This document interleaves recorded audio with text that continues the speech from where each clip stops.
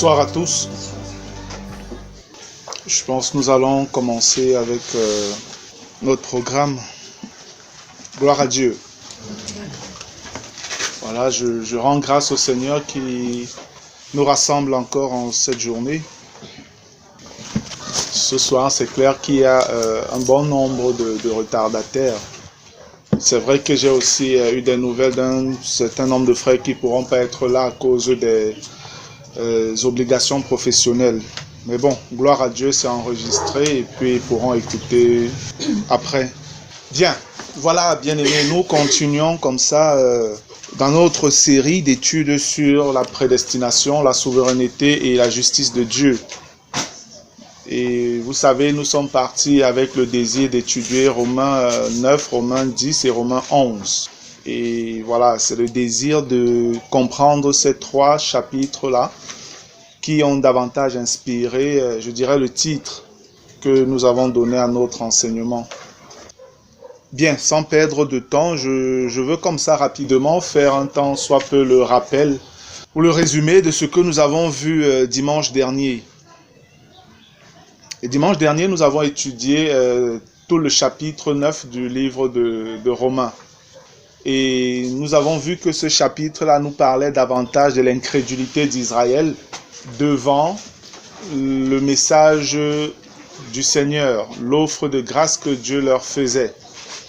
Et l'apôtre Paul a pris plusieurs situations de la vie, de l'histoire des Juifs, pour essayer de leur donner de comprendre que réellement ils sont dans une posture qui ne sied pas à Dieu. L'apôtre Paul commence ce chapitre 9 là avec un cri du cœur qui montre son amour pour ses frères selon la chair, ses parents selon la chair, parlant ici des Juifs, voilà des Juifs. Et tel que Paul s'exprime, on comprend qu'il parle surtout des Juifs qui n'ont pas cru au Seigneur Jésus-Christ. Et il prend donc plusieurs images pour essayer de leur donner de comprendre que leur posture est dangereuse. Ils ne peuvent pas se prévaloir d'être de la postérité d'Abraham et penser que cela est un acquis ou alors une garantie du salut, d'être en bon terme avec Dieu. Il commence clairement par leur faire comprendre que ce n'est pas tous ceux qui descendent d'Israël qui sont réellement Israël. Et il leur explique cela partant d'Abraham, qui a eu un fils, Isaac, alors qu'Abraham, à la base, au début, il avait deux fils. Il avait Ismaël, même qui était le premier, et Isaac est venu après. Mais Dieu avait choisi Isaac. Dieu avait annoncé que c'était par Isaac qu'il accomplirait son plan de salut de l'humanité. C'est au travers d'Isaac. Et à Paul, le bien-aimé frère Paul voulait leur faire comprendre que ce n'est pas donc le fait d'être de la postérité d'Abraham qui vous garantit forcément que vous êtes dans la volonté de Dieu. Justement, en leur faisant comprendre que d'Ismaël à Isaac, on a pris Isaac. Les Juifs pouvaient bien se dire d'accord. Ismaël, lui, c'était le fils d'une esclave égyptienne en plus. C'est pourquoi on ne l'a pas choisi. Pour répondre à cela, le Saint-Esprit inspire encore l'apôtre Paul, qui donne un autre exemple assez fort aux Juifs en leur faisant comprendre que, ok, si vous dites même qu'Ismaël, on ne l'a pas choisi parce que sa maman était Agar, elle était esclave, elle était égyptienne, que dites-vous donc de Jacob et Ésaü, qui viennent d'un même père et d'une même mère, Isaac et Rebecca? Qu'est-ce que vous dites donc?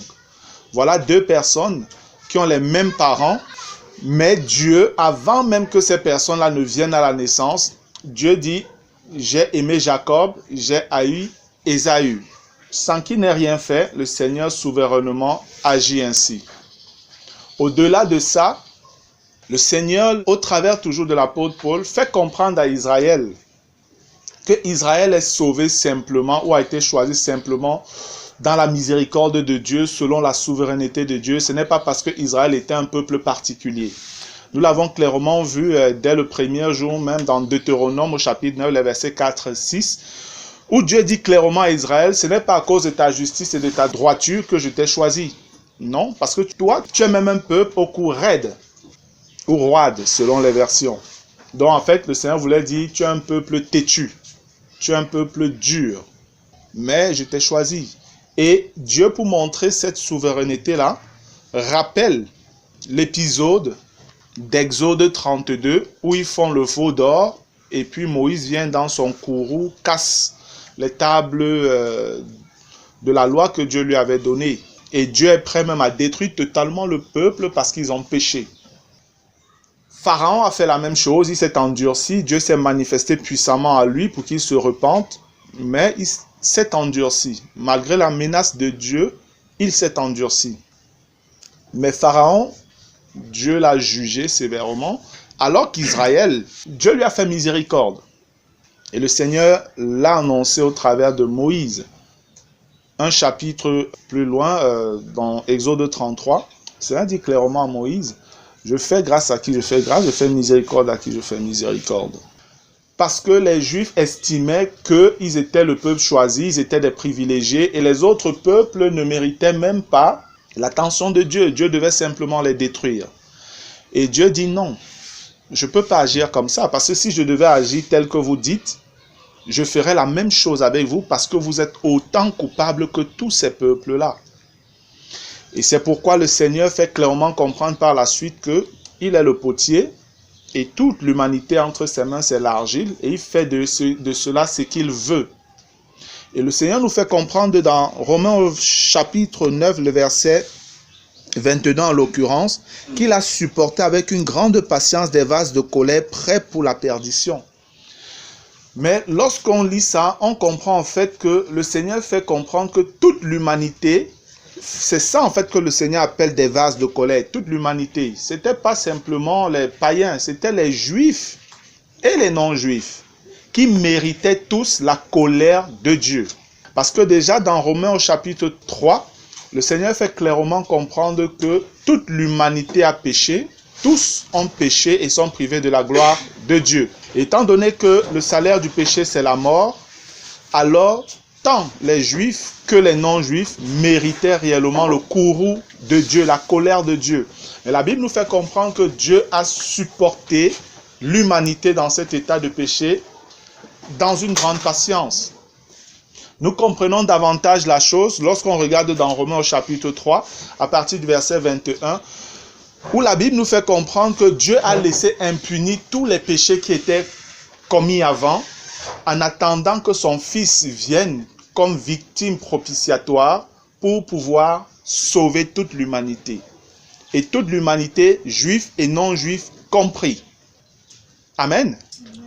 Donc, devant ce chapitre-là, nous finissons par percevoir qu'il n'est pas question ici d'une prédestination ou d'une double prédestination comme l'a annoncé ou l'a enseigné Calvin dans son livre Institution à la religion chrétienne. Rien à voir. Le Seigneur nous révèle plutôt ici l'incrédulité d'Israël et comment au travers de l'incrédulité d'Israël, il choisit de sauver les nations, ceux qui n'étaient pas juifs. Et c'est justement ce que nous révèle le verset 24 de Romains 9. Ainsi, il nous a appelés non seulement d'entre les juifs, mais encore d'entre les païens. On voit donc juifs et non-juifs ensemble dans une nouvelle entité qu'on appelle Église. Alléluia. Amen. Celle dans laquelle nous sommes aujourd'hui. Et l'apôtre Paul, inspiré par le Saint-Esprit, explique aux juifs là que, regardez, c'était des choses qui étaient annoncées même déjà par nos prophètes. Il nous fait clairement comprendre que Osée a parlé de cela, que Dieu appellerait des nations, des gens même qui n'étaient pas de son peuple, ceux qui étaient regardés comme du rébus, qui n'étaient pas dignes même d'être appelés peuple de Dieu. Mais Osée avait déjà prophétisé de la part de Dieu que non, Dieu appellerait les nations. Et il donne de comprendre également par la suite que Ésaïe avait annoncé déjà l'incrédulité d'Israël. Ésaïe avait déjà annoncé l'incrédulité d'Israël. Et pourquoi Israël est resté dans l'incrédulité? La Bible nous dit que c'est parce qu'Israël n'a pas cru au message de grâce que Dieu lui offrait. Israël comptait sur ses bonnes œuvres, sur les œuvres de la loi. Et ça, c'était plus le plan de Dieu. C'était plus le plan de Dieu. Parce qu'avec la venue de Christ, on quittait d'une dispensation à une autre. Amen. Voilà, rapidement comme ça, résumé, ce que nous avons vu dimanche dernier. Donc, nous retenons que Romains 9 nous pose le problème de l'incrédulité d'Israël. Malgré les éléments de preuve que Dieu a fournis au peuple juif pour leur donner de comprendre que ce n'est pas parce que vous êtes la postérité d'Abraham que vous êtes forcément ses enfants. Les Juifs se sont endurcis. Ils se sont endurcis. Et à cause de leur endurcissement, c'est comme ça qu'ils avaient déjà rejeté le Christ, qui était leur Messie. Le Seigneur, dans son amour, a suscité des apôtres, pour la plupart, les premiers étant des Juifs, qu'il leur a encore envoyés. Mais voilà, ils ont également méprisé ces apôtres-là, comme ils se comportaient déjà avec les prophètes de l'Ancienne Alliance, que Dieu envoyait vers eux et il les tuait. Ils se moquaient d'eux. C'est exactement comme ça qu'on a traité ces prophètes et ces apôtres sur lequel le fondement même était bâti, selon que nous révèle Éphésiens. Par la suite, donc, le chapitre 10. Le chapitre 10 va davantage nous révéler l'incrédulité d'Israël, son refus et son orgueil devant l'évangile de la grâce dans la foi au Seigneur Jésus-Christ. C'est ce que nous révèle davantage le chapitre 10 du livre de Romains. Et Paul le donne avec des arguments toujours pour montrer aux Juifs que vous êtes dans l'erreur. Vous êtes toujours dans l'erreur et ce que vous faites vous perdra. Regardez ce que Dieu a fait pour que le salut vous soit accessible d'une manière plus compliquée comme avant même. C'est plus un ensemble de rites, de sacrifices et autres. Non, c'est beaucoup plus simple maintenant. C'est ce que Paul essaie Paul démontre, inspiré par le Saint-Esprit dans Romains 10. C'est ce que nous allons voir. Nous allons faire une étude systématique, verset après verset, pour davantage comprendre toute la pensée, ou alors la pensée du Seigneur dans ce chapitre-là, selon le contexte de notre étude. Amen. Amen. Gloire à Dieu, je vais prier. Père éternel, je veux te bénir encore pour ton amour.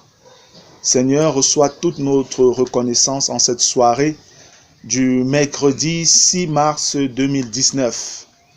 Papa, c'est toi qui rends ce moment possible et nous voulons te manifester véritablement notre reconnaissance.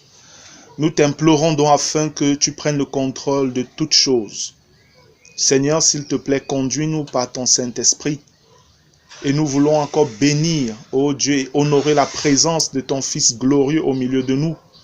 Car sa parole est vérité et il nous a promis que là où 2 ou 3 sont assemblés en son nom, il est au milieu d'eux. C'est pourquoi nous te chérissons, nous te rendons grâce et nous voulons, ô Dieu, te manifester toute notre révérence, Seigneur Jésus-Christ. Seigneur, nous prions afin que ton esprit nous conduise à ta gloire. Donne au Saint-Esprit de te révéler encore à nos cœurs, Seigneur, au travers de ce chapitre 10 du livre de Romains. Seigneur, que l'esprit qui réellement animait Paul, l'esprit t'a pensé pendant que tu lui révélais cela, que ce soit communiqué maintenant, ô Dieu, à chacun de nous afin de comprendre clairement ce chapitre. Papa, s'il te plaît, instruis-nous dans la profondeur de ta volonté et dans la vérité, rien que la vérité. Au nom puissant et glorieux de Jésus-Christ. Amen. Gloire à Dieu. Bien. Lorsque nous voyons comment le chapitre 9 se termine avec la présentation d'un passage du livre d'Ésaïe qui annonçait déjà l'incrédulité d'Israël, l'apôtre Paul continue en disant au verset 30 du chapitre 9, nous allons remonter un peu afin de rester clairement dans le contexte. Que dirons-nous donc? Les païens qui ne cherchaient pas la justice ont obtenu la justice qui vient de la foi. Tandis qu'Israël, qui cherchait une loi de justice, n'est pas parvenu à cette loi. Pourquoi? Parce qu'Israël l'a cherché non par la foi, mais comme provenant des œuvres. Ils se sont heurtés contre la pierre d'achoppement. Selon qu'il est écrit, Voici, je mets en Sion une pierre d'achoppement et un rocher de scandale. Et celui qui croit en lui ne sera point confus. Amen. Amen. L'apôtre Paul, ici, inspiré par le Saint-Esprit, fait comprendre que de manière prophétique, Dieu avait déjà arrêté qu'un temps viendra où ce sera seulement dans la foi directe au Fils révélé de Dieu que le salut sera accordé à quiconque. Et toute personne qui refusera de se plier à cela, cet objet du salut qu'est le Fils de Dieu deviendra pour cette personne comme une pierre d'achoppement. Une pierre d'achoppement, c'est une pierre qui te fait tomber. C'est comme si tu marchais et puis tu cognais ton pied, boum, tu étais au sol.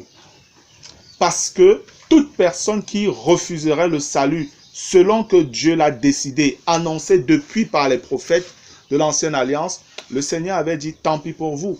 Mais il avait aussi dit que celui qui croira en cette pierre-là, en ce rocher-là, ne sera point confus. Amen.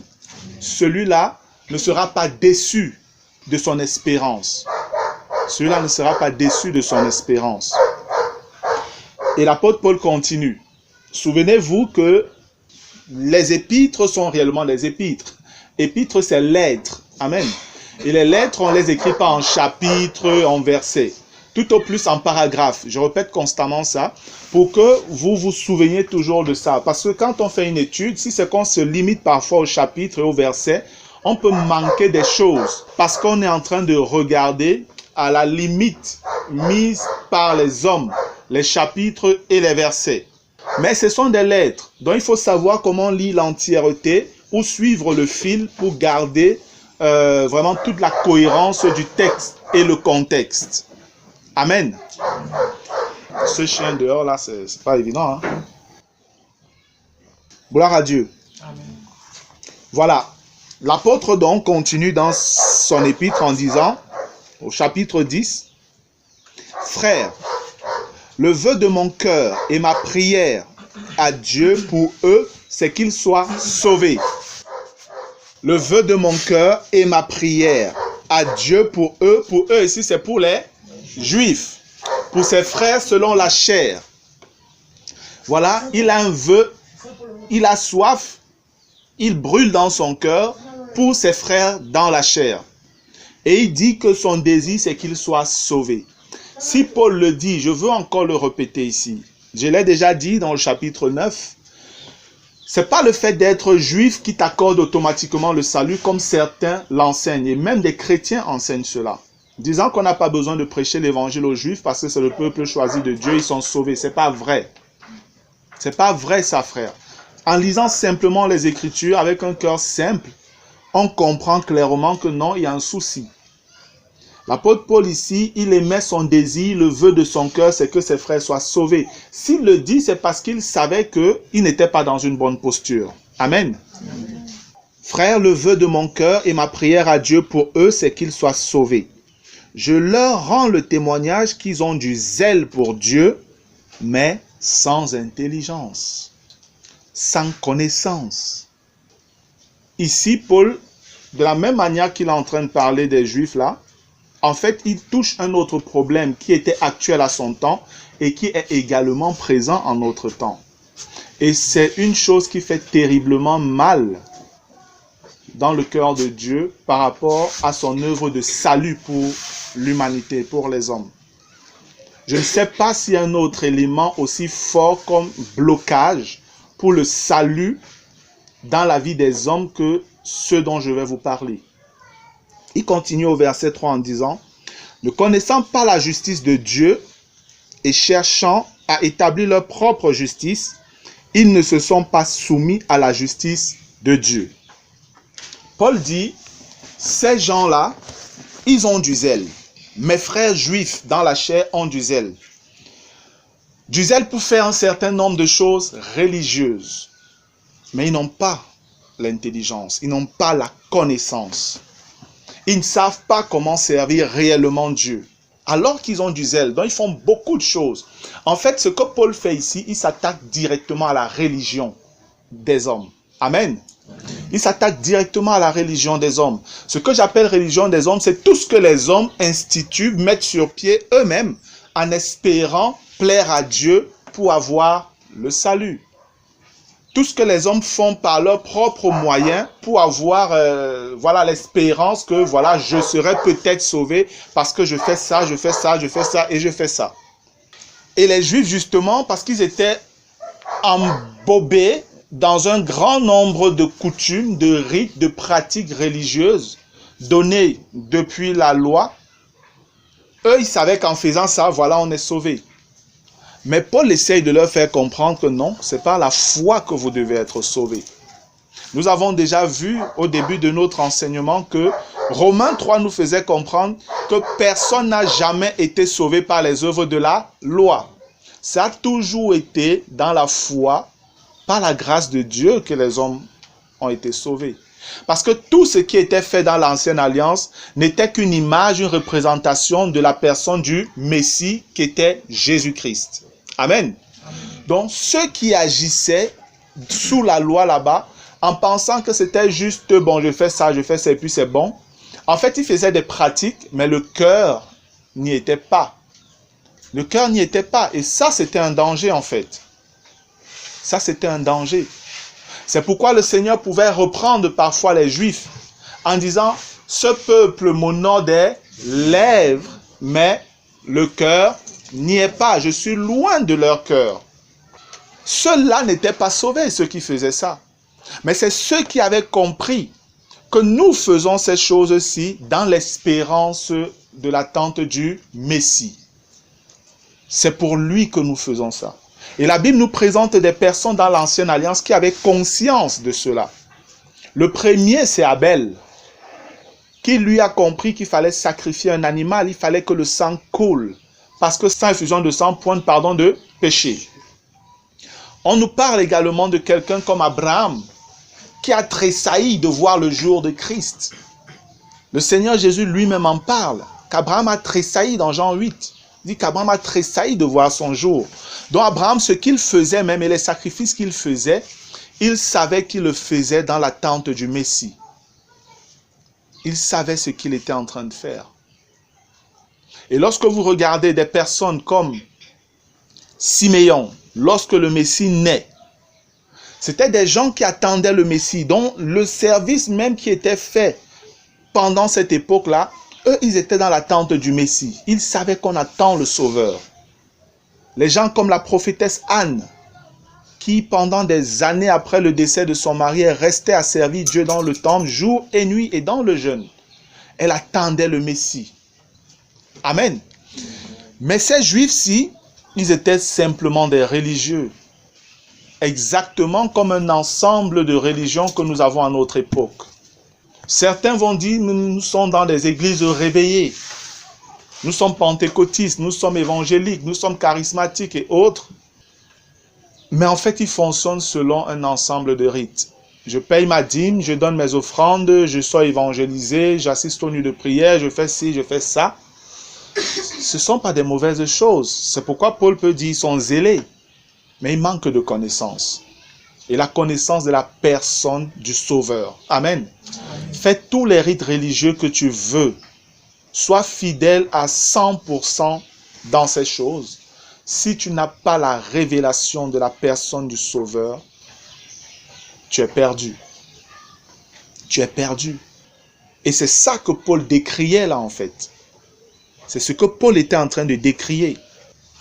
Je leur rends le témoignage qu'ils ont du zèle pour Dieu, mais sans intelligence, ne connaissant pas la justice de Dieu et cherchant à établir leur propre justice, dont ils opposent leur justice à la justice de Dieu.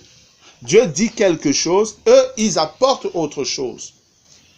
Là, c'est un problème. Jamais la justice de l'homme ne pourra surpasser la justice de Dieu. La justice de l'homme sera broyée, elle sera détruite. Elle sera détruite. Pourquoi je dis qu'elle sera détruite? Ce n'est pas moi qui le dis, parce qu'elle ne peut pas tenir devant la justice de Dieu. Toute la justice de l'homme n'a pas de force devant la justice de Dieu. Ésaïe 64 va nous donner davantage de comprendre ça. Ésaïe 64, je vais lire à partir du verset 5. Il est écrit, « Nous sommes tous comme des impurs, et toute notre justice, écoutez bien, et toute notre justice, toute leur justice, est comme un vêtement souillé. Nous sommes tous flétris comme une feuille, et nos crimes nous emportent comme le vent. Il n'y a personne qui invoque ton nom, qui se réveille pour s'attacher à toi. Aussi nous as-tu caché ta face, et nous laisses-tu périr par l'effet de nos crimes, parce qu'ils refusent de venir vers le Sauveur. Alors Dieu se ferme, Dieu se cache. Et on a vu déjà, dans les premières parties de notre enseignement, que ces gens se sont tellement endurcis que Dieu a fini par les endurcir lui-même. Il a fermé leurs yeux parce qu'eux-mêmes se bouchaient, se fermaient déjà les yeux. Il a fermé leurs oreilles parce qu'eux-mêmes se bouchaient les oreilles. Parce qu'ils ne voulaient pas venir au Sauveur pour être sauvés. Ils voulaient continuer dans leur voie. Verset 7. Cependant, ô Éternel, tu es notre Père. Nous sommes l'argile et c'est toi qui nous as formés. Nous sommes tous l'ouvrage de tes mains. Ne t'irrite pas à l'extrême, ô Éternel, et ne te souviens pas toujours du crime. Regarde donc, nous sommes tous ton peuple. Tes villes saintes sont un désert. Sion est un désert. Jérusalem une solitude. Notre maison sainte et glorieuse, où nos pères célébraient tes louanges, est devenue la proie des flammes. Tout ce que nous avions de précieux a été dévasté. Après cela, ô Éternel, te contiendras-tu? Est-ce que tu te tairas et nous affligeras à l'excès? De manière prophétique, ici, le Seigneur parlait au travers d'Ésaïe pour annoncer ce qui allait arriver au peuple juif, parce que ce peuple allait rejeter sa justice à lui et allait chercher la justice, leur propre justice, pour l'opposer à la justice de Dieu, pensant que c'est par leur propre justice qu'ils pourraient être sauvés. Mais si vous percevez bien ce qui est dit là à la fin d'Ésaïe 64 que nous avons lu, en fait, de manière prophétique, le Seigneur annonçait déjà la destruction de la nation en l'an 70. Le temple qui a été détruit, les objets précieux qui servaient au temple, tout cela emporté. L'arche de l'alliance, on ne sait pas aujourd'hui où ça se trouve, jusqu'aujourd'hui. Certains disent qu'on a trouvé, machin et tout, mais on ne sait pas. Donc, le Seigneur annonçait déjà parce que votre justice là, qui est comme un vêtement souillé, vous voulez vous appuyer sur elle pour être sauvé. Et c'est le malheur de l'humanité aujourd'hui avec les milliers de religions qui existent. Le bouddhisme, je vais dire quoi, le shintoïsme, le yoga et beaucoup de choses. Le New Age et tout ça. Des religions incroyables, je ne peux pas tous les citer. Et c'est ce qu'aujourd'hui François Ier est en train de réunir. Il réunit tous ces gens, il fait des vidéos où il dit nous sommes tous un, nous sommes amour, nous sommes ensemble et tout. Et on voit comme ça devant nous la formation de cette religion apostate, abominable, qui va sévir au temps où nous sommes à la fin des temps.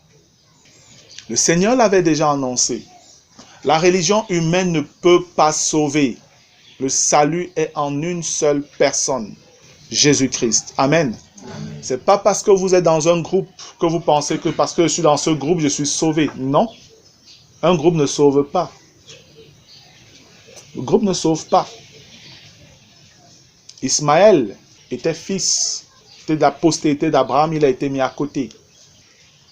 Comme pour dire que non, c'est la promesse de Dieu, c'est dans elle que nous devons fonctionner, c'est elle que nous devons rechercher.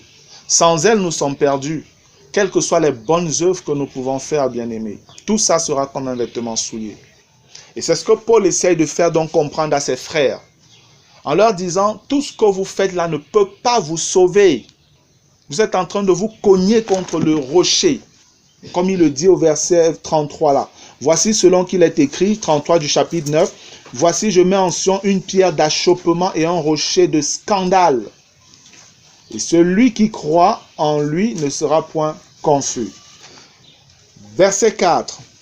Car Christ est la fin de la loi pour la justification de tous ceux qui croient. Amen. Il leur explique tout ça et il leur dit, Vous ne pouvez pas servir Dieu ou venir à Dieu par vos propres moyens. Vous ne pouvez pas. Le verset 3 parle de leur propre justice et de la justice de Dieu. Et il leur fait comprendre que toute la justice qu'ils étaient en train de vouloir mettre en pratique là, cette justice-là en fait est accomplie en Christ et par Christ. Alléluia. C'est pourquoi il dit clairement, car Christ est la fin de la loi pour la justification de tous ceux qui croient. Et lorsqu'on dit Christ est la fin, ici, en fait, fin, le mot grec qui est mis ici, c'est le mot telos. Et telos a plusieurs significations, mais qui disent presque la même chose. Telos peut signifier aussi accomplissement. Christ est l'accomplissement de la loi. Ça peut aussi signifier la conclusion. Et conclusion, c'est toujours la fin. Christ est la fin de la loi. Ou même encore, Christ est le but de la loi. C'est pour dire que, quand on dit Christ est le but de la loi, c'est pour dire quoi? C'est pour dire que tout ce que la loi de Moïse préconisait de faire était censé amener les gens à Christ. Amen. Était censé amener les gens à Christ. Et Jean-Baptiste, le précurseur du Messie, donc celui qui venait avant, qui venait préparer le chemin, l'avait bien compris. C'est ce qu'il a annoncé, Jean-Baptiste. Lui venait préparer le chemin afin que les gens aillent à Christ. Quand lui, là, il est venu, il a commencé son ministère, Jean-Baptiste, il a fait ce qu'il a fait. Et après, lui, quand le Messie vient, il reconnaît le Messie selon les signes que celui qui l'avait envoyé lui a dit. Celui sur qui tu verras le Saint-Esprit descendre sous forme du colombe, c'est lui le Messie.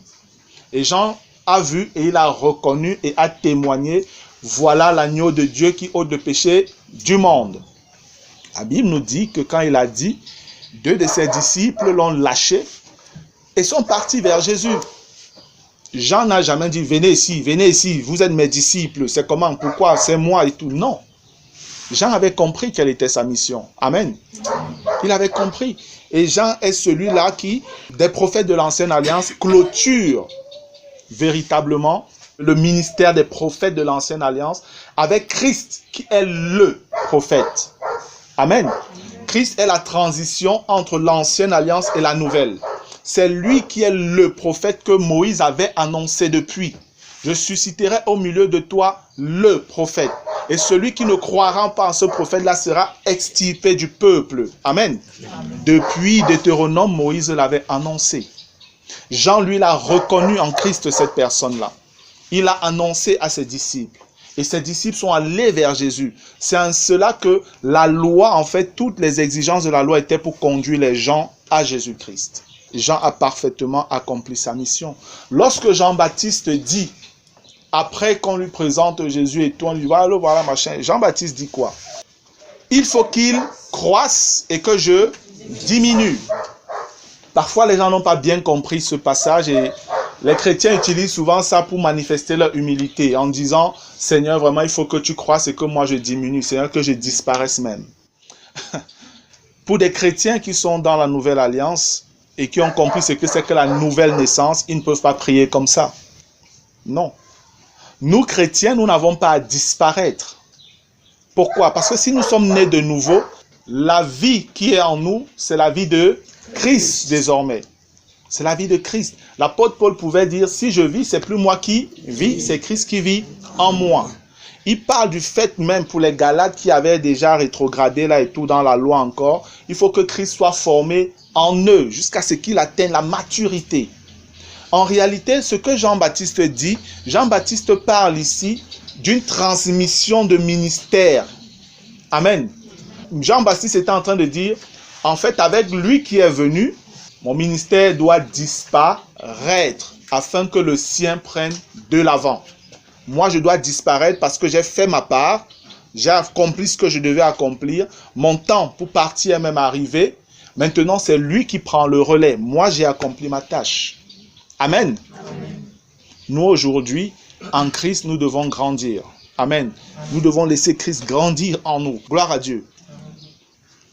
Car Christ est la fin de la loi pour la justification de tous ceux qui croient.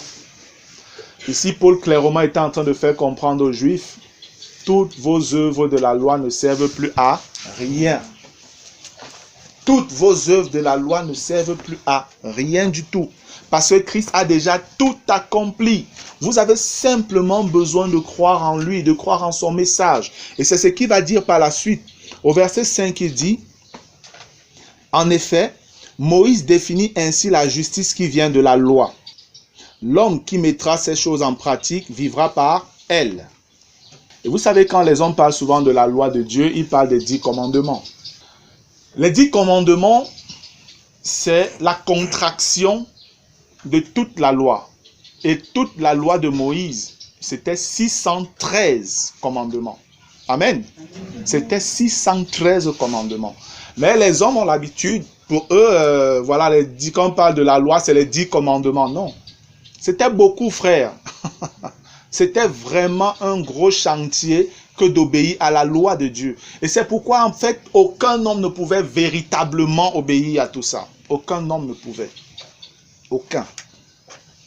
Donc, quand Moïse arrive même là, et puis le Seigneur Dieu lui donne la contraction en 10 points. Ce qu'on appelle le décalogue ou alors les 10 commandements, comme les gens l'appellent. Jésus, quand lui, il arrive, les 613 ont déjà été contractés en 10 points. Lui, il les contracte en 2 points. Tu aimeras le Seigneur ton Dieu de tout ton corps, de toute ton âme, de toute ta force et de toute ta pensée. Et le second qui lui est semblable, tu aimeras ton prochain comme toi-même. Il dit, si tu accomplis les deux là, tu accomplis toute la loi. Et si tu médites un peu, tu verras qu'il dit la vérité. Alléluia. C'est la vérité. Lui dont il est venu, il a accompli tout ça. Et il te demande, crois simplement en Dieu et en celui qu'il a envoyé et manifeste cette croyance-là au travers de tes semblables. Voilà les deux. Tu crois en Dieu et tu aimes les autres comme toi-même. Alléluia. Amen. Voilà le message de Jésus-Christ. Moïse, lui, vous disait, l'homme qui mettra ces choses, au pluriel, en pratique, vivra par elles. Maintenant, Paul lui dit, mais voici comment parle la justice qui vient de la foi. Ne dis pas en ton cœur qui montera au ciel, c'est en faire descendre Christ. Ou qui descendra dans l'abîme, c'est faire remonter Christ d'entre les morts. Que dit-elle donc? Que dit quoi? Quand il dit que dit-elle donc? Que dit la justice qui vient de la foi? Que dit-elle donc? La parole est près de toi, dans ta bouche et dans ton cœur. Or, c'est la parole de la foi que nous prêchons. Alléluia. Ce passage, cette partie-ci peut sembler un peu énigmatique, mais elle n'est pas compliquée en fait. Pour la comprendre, on va essayer d'aller d'un trait sur la pensée du Seigneur. Remontons au verset 6. On regarde, Paul dit, « Mais voici comment parle la justice qui vient de la foi. » Après, il dit, « Ne dis pas en ton cœur qui montera au ciel. » En fait, là, c'est une parenthèse que Paul fait. Paul fait une parenthèse. On va exclure la parenthèse. Et vous allez comprendre le message que Paul était en train de leur dire. La parenthèse va de la partie où on dit « Ne dis pas » et elle vient s'achever à « Que dit-elle donc ?» Moi, je vais donc lire en enlevant la parenthèse et ça va donner ceci. Mais voici comment parle la justice qui vient de la foi. Le verset 8. La parole est près de toi, dans ta bouche et dans ton cœur. Amen. Amen. Voilà ce que Paul dit. Alors que Moïse, lui, vous disait, l'homme qui va mettre toutes ces choses-ci en pratique va vivre. Paul lui vient dire, la justice de la foi te dit, non, c'est pas si tout c'est près de ta bouche et près de ton cœur. C'est déjà là, tu n'as pas à te casser la tête. Et après, il dit, or, c'est la parole de la foi que nous prêchons en disant, quand il dit ça, c'est pour dire, et le message que je vous annonce là, c'est le message de la foi, c'est le message du salut. C'est le message du salut, c'est simple. Et ce message du salut, il leur explique ça au verset 9 en disant, si tu confesses de ta bouche le Seigneur Jésus, et si tu crois dans ton cœur que Dieu l'a ressuscité des morts, tu seras sauvé.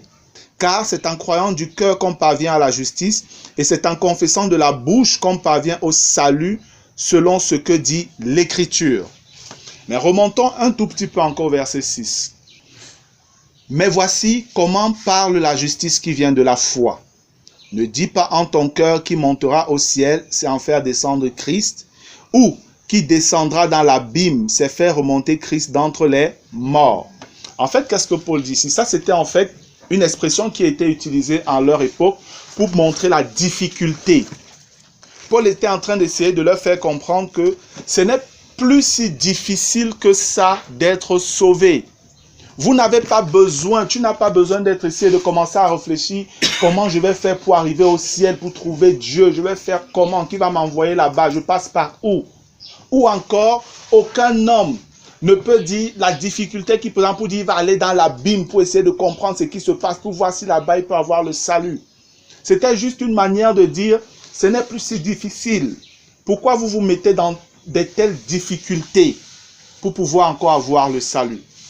Et ça, c'est pour montrer en fait la difficulté qu'il y avait à espérer être sauvé au travers des œuvres de la loi.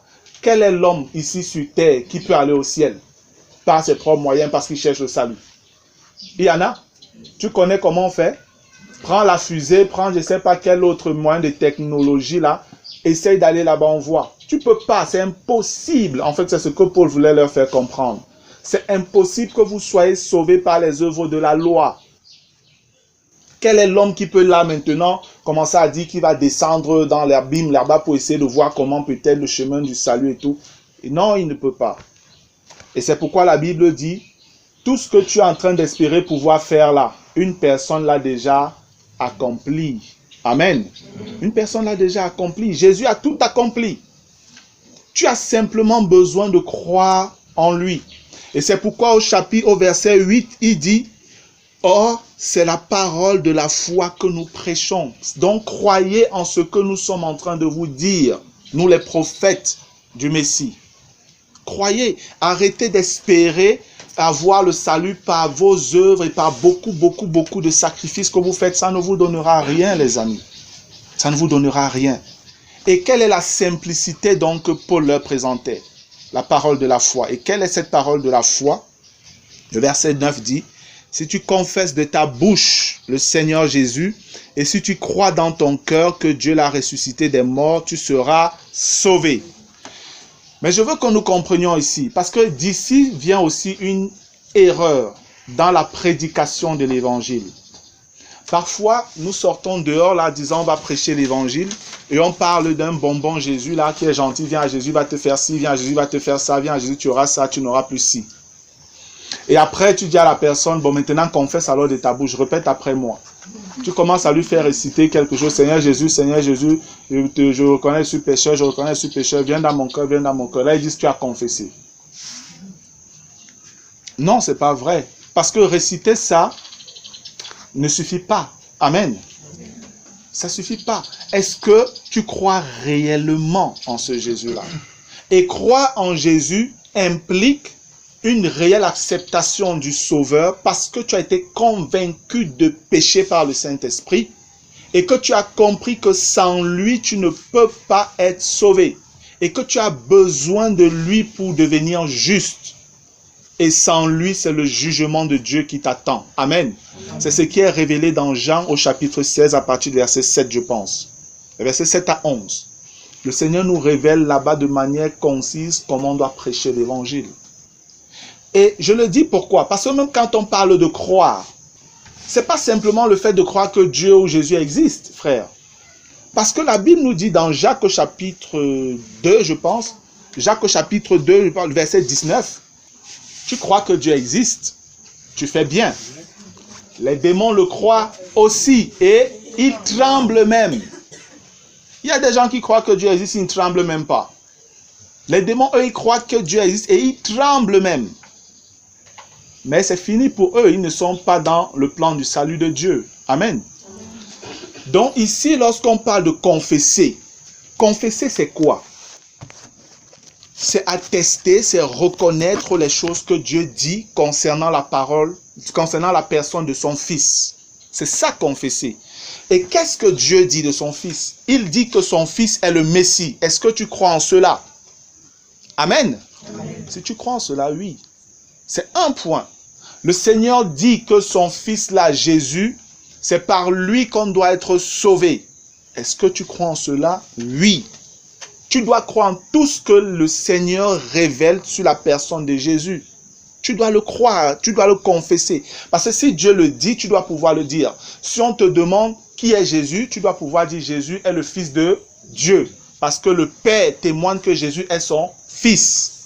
Jésus est le Messie. Tu dois pouvoir le dire sans avoir peur devant quiconque. Et après, non seulement cela, on te dit tu dois croire qu'il est ressuscité. C'est important, frère.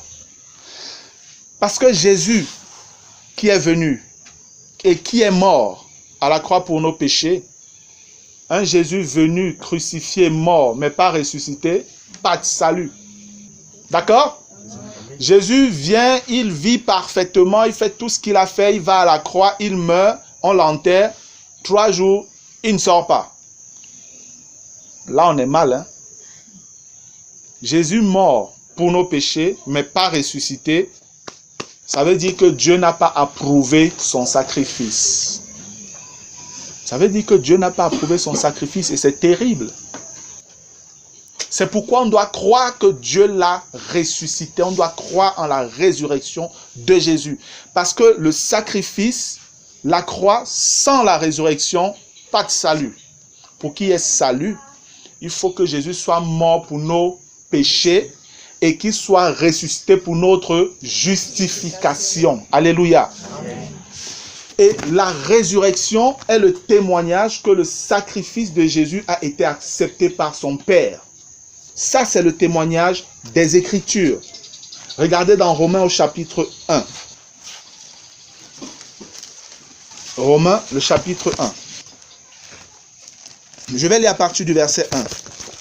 Il est écrit, Paul, serviteur de Jésus-Christ, appelé à être apôtre, mis à part pour annoncer l'évangile de Dieu. Évangile qui avait été promis auparavant de la part de Dieu par ses prophètes dans les saintes écritures. C'est ce que j'expliquais.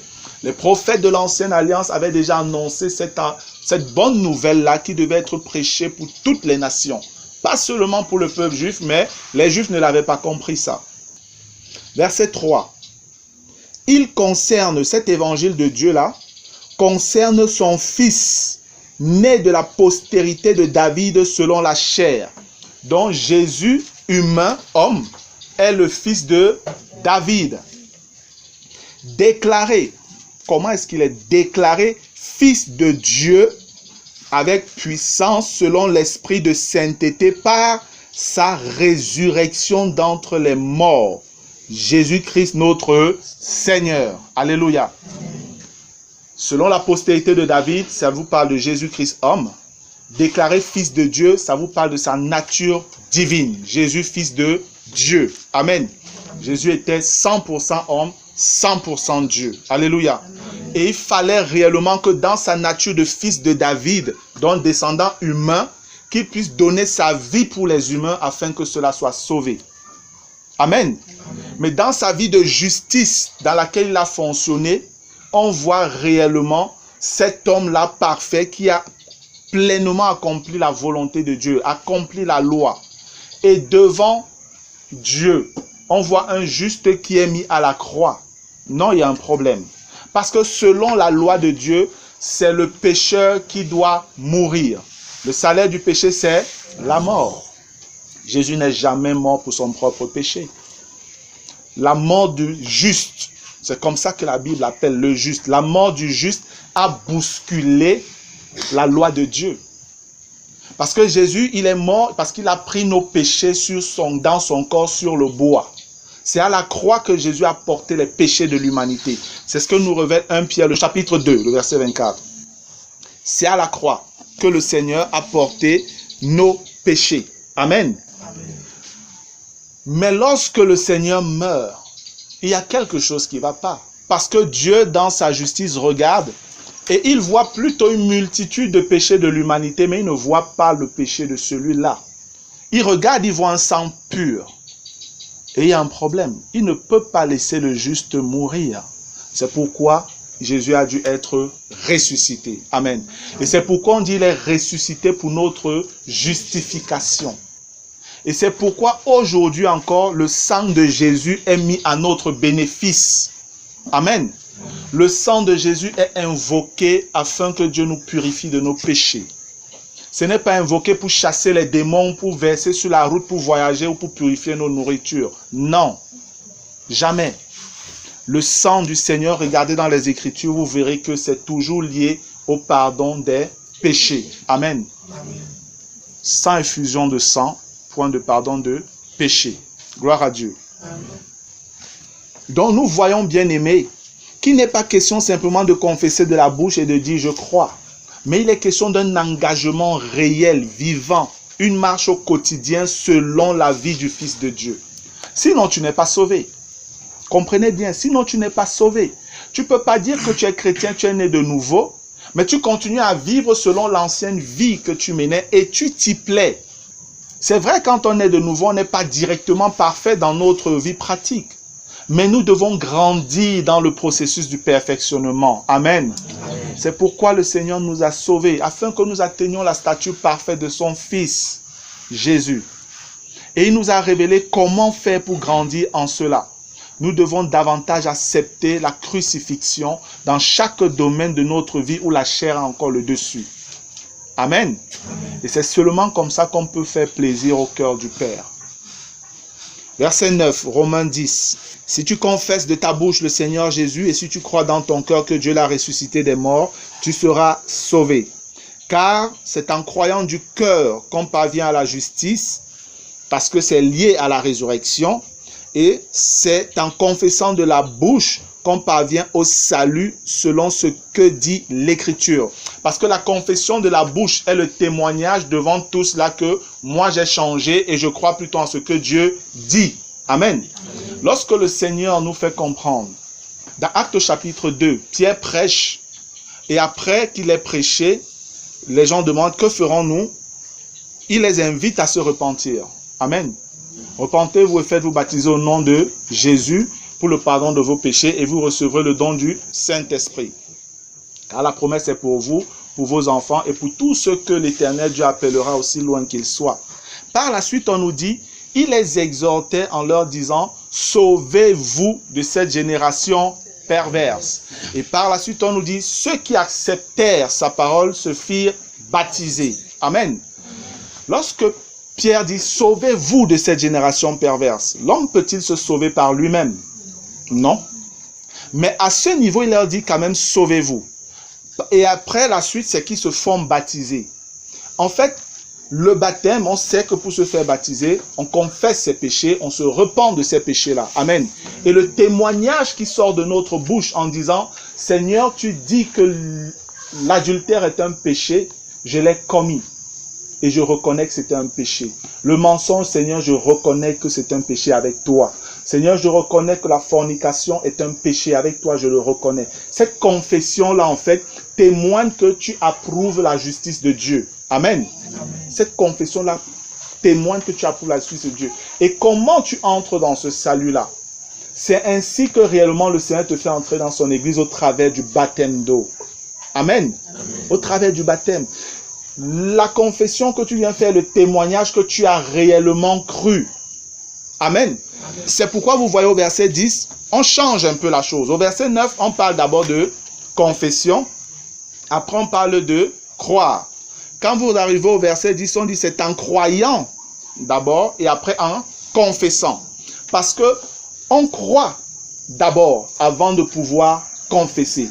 C'est quand tu as cru, quand tu es né de nouveau, que dans l'eau, tu témoignes de cela. Et c'est en cela, par ce témoignage-là, que tu entres dans le salut. Parce que devant l'humanité, devant le monde visible et le monde invisible, tu confesses que j'ai changé de camp. Amen. J'ai changé de camp. Et je suis sauvé de cette génération perverse. Et c'est pourquoi vous allez voir des gens, quand ils croient, tant qu'ils ne sont pas baptisés, il n'y a pas beaucoup de soucis. Mais dès qu'ils décident de se faire baptiser et qu'ils entrent dans les eaux, qu'ils confessent ce péché-là, qui est le témoignage de ce que, oui, Éternel, mon Créateur, ce que tu appelles péché, je le reconnais aujourd'hui comme péché avec toi. Satan a mal. Satan a mal, c'est un problème sur le plan spirituel. Et quand tu t'engages donc à te faire baptiser et tu ressors là, frère, c'est quelque chose où Satan dit, ok, tu m'as déclaré la guerre, on va faire la guerre. C'est à ce moment que la persécution réelle commence.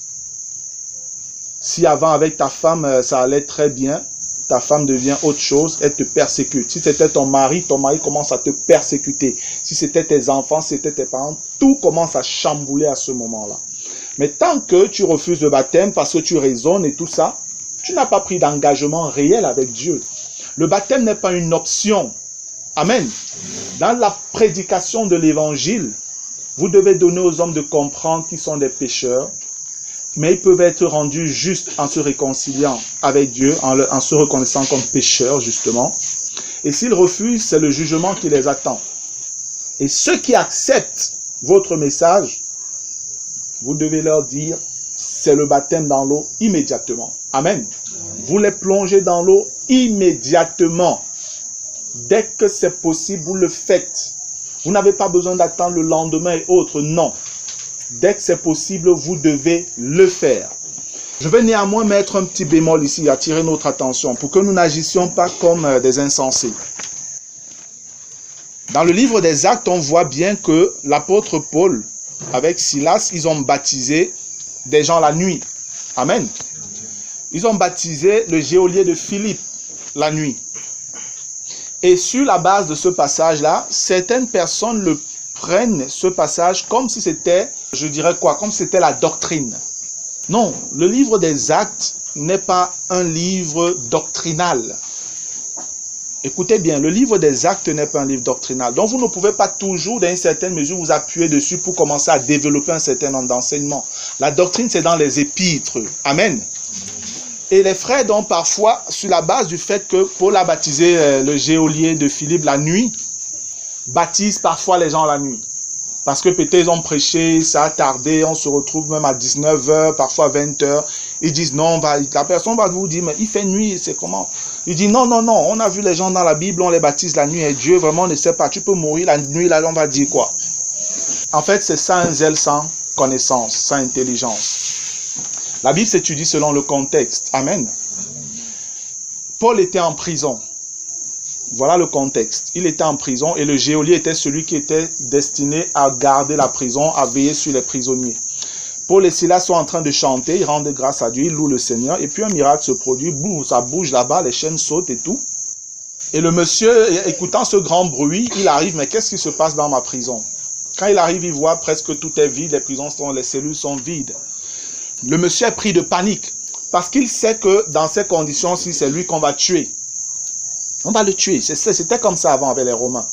Donc quand il regarde la prison est vide, il se dit, wow, tous ces gens se sont évadés, je suis mort. Pour ne pas passer, parce qu'avant même de te tuer, on te torturait d'abord. Parce qu'on se disait, peut-être tu as pris l'argent pour les laisser fuir et tout. On te torturait pour savoir si tu savais où ils sont partis, ces prisonniers. L'homme, pour éviter la torture, le pauvre geôlier veut se tuer. Et Paul, voyant cela, lui dit, non, arrête, nous sommes tous là. Ça, c'est un miracle encore. Alléluia. Parfois, peut-être, on ne perçoit pas ça. Vous imaginez Kondengi, là, où on envoie les gens terriblement chaque jour maintenant. Subitement, gros bruit, toutes les cellules de Kondengi s'ouvrent, les portes s'ouvrent, tout s'ouvre là. Et puis, tous les prisonniers restent tranquilles là, comme ça. Ils restent tranquilles, personne ne bouge. Vous n'avez pas besoin de leur donner 5 minutes pour que ça se vide. Ça va se vider. Ils vont partir. Mais ceux-là, le Saint-Esprit les a arrêtés. Amen. Parce que Dieu est un Dieu de justice. Dieu est un Dieu de justice. S'il y a des coupables en prison et que Dieu fait son bruit, son miracle là, et qu'il laisse partir même les coupables, là il y a un souci. Le geôlier peut se plaindre devant Dieu que mais moi je me suis mort même à cause de toi. Tu es venu ouvrir la prison à des bandits. Maintenant me voici, on m'a tué. Voilà. Il peut se plaindre. Non, aucun homme n'aura raison devant Dieu. Amen. Aucun homme. C'est pourquoi Dieu a bloqué tous ces gens là-bas. Je ne sais pas comment il a fait ça. Mais ils sont tous restés. Paul dit non, ne te fais pas de mal, nous sommes tous là. Et le monsieur, quand il voit ça, lui, il est frappé par la chose. En fait, c'est ce miracle-là qui le convainc. Il sent qu'il y a quelque chose de pas normal ici. C'est pourquoi il leur demande, que dois-je faire pour être sauvé? Paul et Silas lui répondent, crois au Seigneur Jésus-Christ et tu seras sauvé, toi et ta famille ou ta maison, selon les versions. Et c'est comme ça que le monsieur croit. Étant donné donc que Paul était prisonnier, et il était censé être en cellule. La chose se produit la nuit. Et Paul est censé être en cellule. C'est dans ce contexte-là que Paul, rapidement, les fait baptiser, mange vite un peu avec eux et puis rentre en cellule. Amen. Donc, l'urgence, c'était ça. C'était un prisonnier. Toi, maintenant, qui prêche l'évangile à quelqu'un à 20 heures, je ne sais pas trop, l'urgence, c'est quoi d'aller le plonger dans une eau, je ne sais pas. Si vous avez peut-être une piscine bien éclairée et tout, il n'y a pas de souci. D'accord, vous pouvez le faire, il n'y a pas de souci. Mais aller dans les marécages et tout, comme je connais, où nous on part souvent là, la nuit avec les gens, c'est un souci. Un frère et une sœur sont allés baptiser un monsieur comme ça là une fois, dans la nuit. Le monsieur, il ne savait pas nager et aucun des trois là-bas ne savait nager. Et le courant, à un moment, a failli emporter le monsieur parce que le frère, le mettant dans l'eau, après l'a lâché. Heureusement qu'il a réussi à attraper le frère et en se débattant, une de ses babouches est même partie. Le courant est parti avec. Donc il est parti avec une paire de babouches et il est rentré avec un seul pied. Il a failli être emporté, je vous dis, parce que c'était la nuit et tout ça. Donc évitez de faire n'importe quoi. Amen. Amen. Frère, Dieu ne piège pas les hommes. Amen. Non, Dieu ne piège pas les hommes. Ne réfléchissez pas comme des hommes qui ne connaissent pas Dieu. Et si tu meurs, alors la nuit, on va faire comment et tout. Que Dieu attendait seulement qui croit avant de mourir la nuit. C'est quoi l'histoire? Peut-être s'il devait même mourir le jour-là, Dieu pourrait même prolonger plus tôt sa vie, même qu'il se fasse d'abord baptiser. Amen. Voilà comment nous devons réfléchir, parce qu'on est dans la volonté de Dieu là. Donc je voudrais attirer votre attention, agissons avec sagesse. Amen. N'allons pas plonger les gens dans l'eau à minuit ou je ne sais pas trop dans les marécages, on sort là la nuit ici. Et ils sont allés, vous savez, c'est un endroit où il y a des voleurs, il y a des fumeurs de chanvre et tout. On pouvait même les agresser là-bas. Parce qu'ils ont manqué de sagesse. C'est vrai, on va dire non, le Seigneur pourrait les protéger, c'est vrai. Mais frère, quand on manque de sagesse, parfois on est cope. Hein? Parfois on est cope. Agissons avec sagesse. Alléluia. Amen. Verset 9. Si tu confesses de ta bouche le Seigneur Jésus et si tu crois dans ton cœur que Dieu l'a ressuscité des morts, tu seras sauvé. Car c'est en croyant du cœur qu'on parvient à la justice et c'est en confessant de la bouche qu'on parvient au salut selon que dit l'Écriture. Quiconque croit en lui ne sera point confus. Quiconque croit en lui ne sera point confus. Paul l'avait déjà dit à la fin du chapitre 9 que celui qui croit ne sera point confus. Il revient, il leur explique la facilité avec laquelle aujourd'hui on acquiert le salut dans la foi, sans les œuvres de la loi. Si vous croyez, si vous confessez de la bouche, c'est bon. Au verset 12, il dit, il n'y a aucune différence, en effet, entre le juif et le grec, puisqu'ils ont tous un même Seigneur, qui est riche pour tous ceux qui l'invoquent. Car quiconque invoquera le nom du Seigneur sera sauvé. Je vais vous dire, c'est un très beau message ce que Paul dit là. Certains pourraient penser qu'on applaudirait devant ce message. Peut-être les gens des nations pourraient applaudir. Mais je vais vous dire que parler comme ça devant des juifs, c'est les provoquer d'une manière terrible, frère. Parce que tu es en train de les mettre au même niveau que les autres. Et les juifs n'acceptaient pas ça. Les juifs estimaient qu'ils sont le peuple élu. Le peuple choisi. Tu ne peux pas venir les mélanger ou alors les comparer aux autres. Comment? Ils ont la loi de Moïse.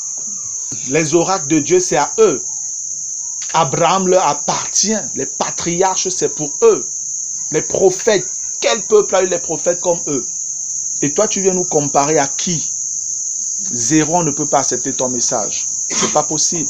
Rappelez-vous, quand Paul, dans Actes, a été arrêté et qu'on l'a mené, il est monté sur des degrés dans des escaliers. Après, il demande aux soldats s'il peut parler à la foule. Il commence à parler à la foule, on l'écoute. Il parle, il raconte tout ce qu'il a vécu déjà. Lorsqu'il arrive au point où il dit que Dieu lui a dit qu'il enverrait aussi vers les nations, scandale. Les Juifs ne veulent plus écouter. Amen. Ils ne veulent plus écouter. Ils commencent à faire beaucoup de bruit là. Ils ne veulent plus écouter. Oh, un tel homme, il faut seulement le détruire, machin, et tout ça. Non, ils ne veulent plus écouter. Parce que les Juifs n'acceptaient pas qu'on les mette avec les autres peuples. Et c'est cet orgueil, en fait, qui les perd. C'est cet orgueil qui les perd. Et c'est ce que Paul essaye de faire tomber là de manière brute.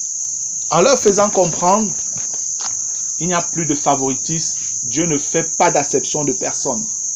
Tous là, vous avez le même Seigneur maintenant. Amen. Quiconque va l'invoquer sera sauvé. Mais seulement, comment donc invoqueront-ils celui en qui ils n'ont pas cru? Comment croiront-ils en celui dont ils n'ont pas entendu parler? Et comment en entendront-ils parler s'il n'y a personne qui prêche? Et comment y aura-t-il des prédicateurs s'ils ne sont pas envoyés? Selon qu'il est écrit, qu'ils sont beaux les pieds de ceux qui annoncent la paix, de ceux qui annoncent de bonnes nouvelles. Mais tous n'ont pas obéi à la bonne nouvelle. Aussi, Ésaïe dit-il, « Seigneur, qui a cru à notre prédication? » Ainsi, la foi vient de ce qu'on entend, et ce qu'on entend vient de la parole de Christ. Alléluia. En fait, tout cet ensemble de questions que Paul pose est un témoignage pour faire comprendre que pour que les gens soient sauvés, il faut leur annoncer le véritable évangile. Amen. Le véritable évangile. Il dit tout ce qu'il dit et il vient ici pour terminer en disant « Ainsi la foi vient de ce qu'on entend et ce qu'on entend vient de la parole de Christ. » Pour dire à ses frères, vous voulez être sauvés, il faut qu'on envoie des gens qui vous prêchent la vérité, qui vous disent véritablement qui vous devez croire. Et la parole qu'on doit vous prêcher, sachez que c'est la parole de Christ. C'est la parole de Christ. Et les Juifs avaient du mal à croire que Jésus là, c'était le Messie. Mais c'est le message que Pierre a annoncé depuis le début. Et Paul a dit, en fait, cette parole de foi là, c'est ce que nous prêchons.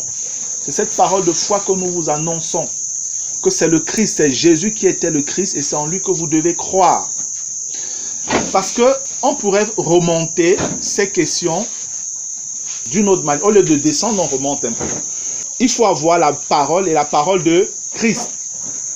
Mais cette parole de Christ-là, il faut qu'elle soit prêchée. Et pour qu'elle soit prêchée, il faut qu'on ait envoyé des gens.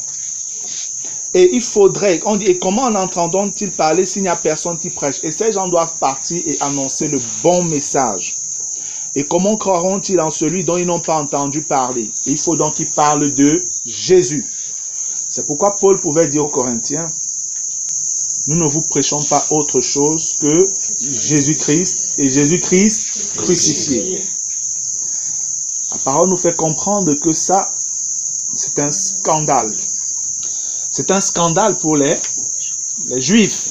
Et pour les Grecs, c'était de la folie. Ils n'acceptaient pas ça. Mais c'est le message que Dieu, dans sa souveraineté bien-aimée, a choisi pour le salut des hommes. N'oubliez pas dans quoi nous sommes. Nous sommes en train d'étudier la prédestination, la souveraineté et la justice de Dieu. Amen. Amen. Dieu est en train de faire comprendre à son peuple incrédule ici, j'ai choisi souverainement en tant que le potier, le moyen de votre salut. Ce n'est pas par les œuvres de la loi, mais c'est par la foi en mon Fils. Amen. Celui-là qui est venu, fils de charpentier sur le plan humain, qu'on a cloué sur le bois des maudits, qui est devenu malédiction. Mais Dieu dit, c'est lui, le Sauveur. Et l'apôtre Paul a passé son temps à démontrer les preuves bibliques en se servant de l'ancienne alliance à tout son peuple, là ses frères dans la chair. Il a passé le temps à leur démontrer que ce Jésus-là, c'est véritablement lui le Messie. L'apôtre Pierre l'a fait de manière magistrale dans Actes au chapitre 2, le jour de la Pentecôte. Il a cité l'ancienne alliance. Lorsque vous connaissez qui était Pierre, qui n'a pas étudié dans les écoles rabbiniques, mais qui d'un coup, rempli du Saint-Esprit, se met à développer un enseignement aussi cohérent que parfait, bien-aimé. Waouh! Je vous dis, lorsque vous maîtrisez ce qui s'est passé, il y a un miracle puissant dans Acte 2. Quelqu'un qui tremblait avant, qui ne savait, voilà, il fuyait et tout ça, mais il est baptisé du Saint-Esprit. Pierre commence à expliquer les mystères de l'ancienne alliance comme un rabbin juif qui était dans les écoles rabbiniques. Il leur donne de comprendre même que quand David disait ça, en fait, David ne parlait pas de lui, il parlait plutôt de la résurrection de Christ. Waouh! Je ne sais pas, vous ne percevez pas en fait peut-être la chose bien aimée, mais c'est un merveilleux et puissant miracle qui est en train de se produire là. Amen. Le Saint-Esprit avait pris le contrôle. Pierre avant ne pouvait pas parler ça. Il allait comprendre, il comprenait quoi dans tout ça? Il ne comprenait rien. Il ne comprenait pas. Mais là, rempli du Saint-Esprit, il se met debout avec les autres à côté de lui et sa bouche s'ouvre. C'est le feu qui sortait de sa bouche là. Amen. Ce n'est pas étonnant qu'environ 3000 personnes aient cru ce jour. Une prédication, environ 3000 personnes. Et ils les ont tous baptisés ce jour-là. Amen. Je suis sûr que vraiment les frères ont travaillé ce jour. Mais voilà, c'était l'ouverture et la chose a été faite de manière assez puissante par le Seigneur. Gloire à Dieu. Les Juifs ont des problèmes avec le message du salut en Jésus. Mais c'est le message que Dieu souverainement a choisi pour le salut de l'humanité. Et pas simplement les Juifs. Parce que les hommes, l'humanité, les hommes, les nations aujourd'hui ont du mal à accepter le message du Jésus juif. Pourquoi? Parce que les Juifs ont manifesté cet orgueil religieux, national, naturel, je ne sais pas comment je vais appeler ça, au point de mépriser les autres peuples. Et Satan a bien attisé la haine dans le cœur des autres peuples vis-à-vis des Juifs. Et c'est pourquoi il y a ce conflit entre, je dirais, le monde et le peuple juif. La guerre qu'il y a en Israël, entre Israël et la Palestine et tout, les gens passent le temps à écouter les médias occidentaux pour essayer de se faire une idée. Mais les médias occidentaux roulent pour le diable. Ils sont entre les mains des agents du diable. Et leur plan, c'est de s'approprier Jérusalem. C'est ce que le diable veut. Le diable veut récupérer Jérusalem. Parce que c'est la ville sainte, c'est la ville du grand roi, comme la Bible le dit. Et pour ça, il faut que Israël dégage. Et pour qu'Israël dégage là-bas, il faut simplement les pousser à la mer, comme Mahmoud Ahmadinejad disait, l'ancien président de l'Iran, qui va les pousser jusqu'à la mer, il va totalement les faire disparaître. Les nations sont donc en colère contre Israël. Satan suscite cette haine-là dans leur cœur. Mais ce que Israël fait pour les Palestiniens, frères, on ne le dit pas, on n'en parle pas. Mahmoud Abbas, qui est le premier ministre présentement, a failli mourir dernièrement. Qui l'a sauvé? Des médecins israéliens. Des médecins israéliens. Combien de personnes sont au courant de ça?